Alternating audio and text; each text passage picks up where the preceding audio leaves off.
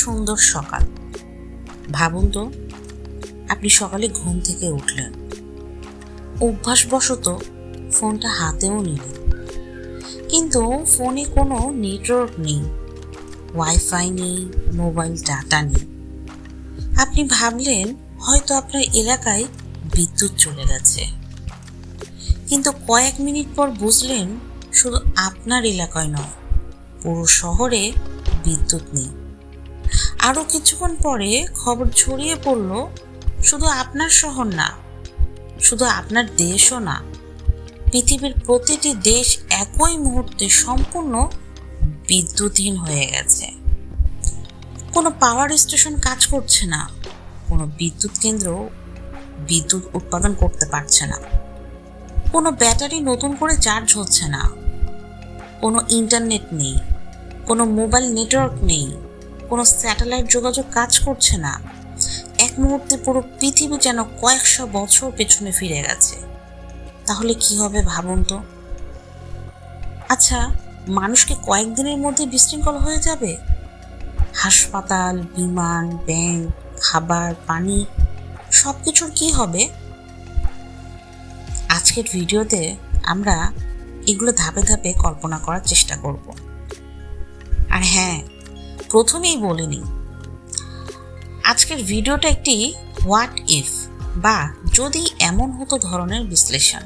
অর্থাৎ আমরা এমন একটি পরিস্থিতি কল্পনা করব যা বাস্তবে এখনো ঘটেইনি, তবে এই কল্পনার মধ্যে যতটা সম্ভব বাস্তব বিজ্ঞান, প্রযুক্তি ও মানব সমাজের আচরণকে ভিত্তি করে বিশ্লেষণ করার চেষ্টা করব। প্রথম 1 মিনিটে পৃথিবীর প্রতিটি বিদ্যুৎ ব্যবস্থা বন্ধ হয়ে গেল। আপনার ঘরের বাতি নিভে গেল, ফ্যান থেমে গেল, এসি বন্ধ হয়ে গেল, লিফট মাঝপথে আটকে গেল, রাস্তার ট্রাফিক সিগন্যাল নিভে গেল। যে মানুষ ট্রেনে ছিল, অনেক ট্রেন ধীরে ধীরে থেমে যাবে, মেট্রো রেলও বন্ধ হয়ে যেতে পারে। অনেক মানুষ প্রথমে ভাববে এটা হয়তো কয়েক মিনিটের লোডশেডিং, কিন্তু তারা তখনও বুঝতে পারবে না এটি ইতিহাসের সবচেয়ে বড় সংকটের শুরু।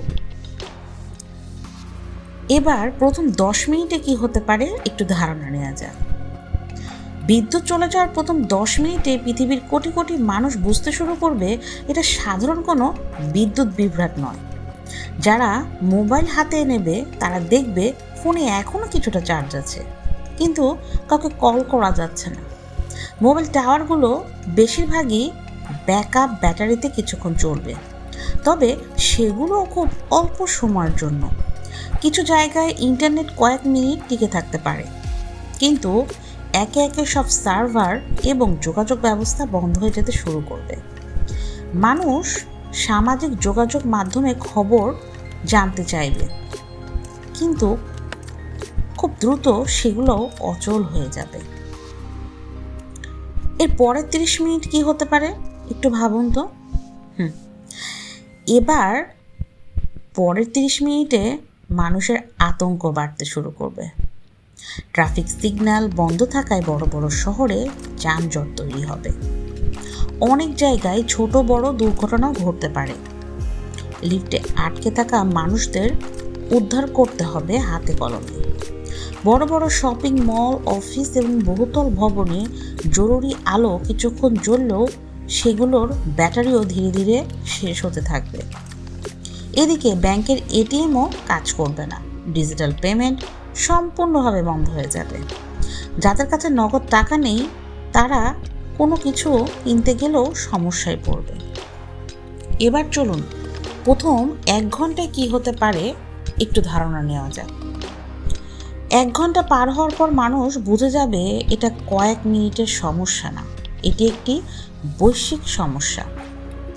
হাসপাতালের জরুরি জেনারেটর চালু হবে, অপারেশন থিয়েটার, আইসিইউ এবং জরুরি বিভাগ কিছু সময় স্বাভাবিক রাখার চেষ্টা করা হবে, কিন্তু জেনারেটরের জ্বালানি সীমিত।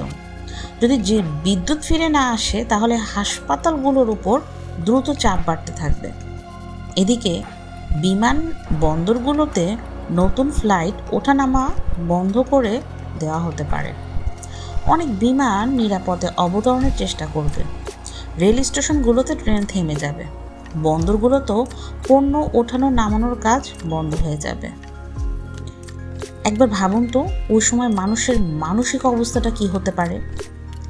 প্রথম 1 ঘন্টার মধ্যেই মানুষ 3 ভাগে ভাগ হয়ে যেতে পারে। প্রথম দল ভাববে অল্প সময়ের মধ্যেই সবকিছু ঠিকঠাক হয়ে যাবে। দ্বিতীয় দল দ্রুত খাবার, পানি এবং প্রয়োজনীয় জিনিস সংগ্রহ করতে বের হবে। আর তৃতীয় দল ভয় ও গুজব ছড়াতে শুরু করবে। কারণ যখন তথ্য থাকে না তখন গুজবই সবচেয়ে দ্রুত ছড়ায়। আর ইন্টারনেট ও টেলিভিশন না থাকলে সত্য খবর জানা আরও কঠিন হয়ে পড়বে। 1 ঘন্টা থেকে 6 ঘন্টায় কি হতে পারে একটু ভাবি। মাত্র কয়েক ঘন্টার মধ্যেই পৃথিবীর চিত্র সম্পূর্ণ বদলে যেতে শুরু করবে। যারা প্রথমে বিষয়টিকে সাধারণ বিদ্যুৎ বিভ্রাট ভেবেছিল, তারাও এখন বুঝতে পারবে এটি একটি বৈশ্বিক সংকট। শহরের অধিকাংশ মোবাইল টাওয়ারের ব্যাকআপ ব্যাটারি শেষ হয়ে যাবে। এর ফলে মোবাইলে আর কোনো সিগন্যাল থাকবে না। আপনি চাইলে ফোন অন করতে পারবেন যদি চার্জ থাকে, কিন্তু ফোন দিয়ে কাউকে কল করা, মেসেজ পাঠানো বা ইন্টারনেট ব্যবহার করা প্রায় অসম্ভব হয়ে যাবে। এদিকে অধিকাংশ টেলিভিশন চ্যানেলও সম্প্রচার বন্ধ করে দিবে। রেডিও স্টেশনগুলোর মধ্যে যেগুলোর নিজস্ব জেনারেটর থাকবে, তারা কিছু সময় সম্প্রচার চালিয়ে যাওয়ার চেষ্টা করবে, কিন্তু সেখানেও জ্বালানির সীমাবদ্ধতা থাকবে।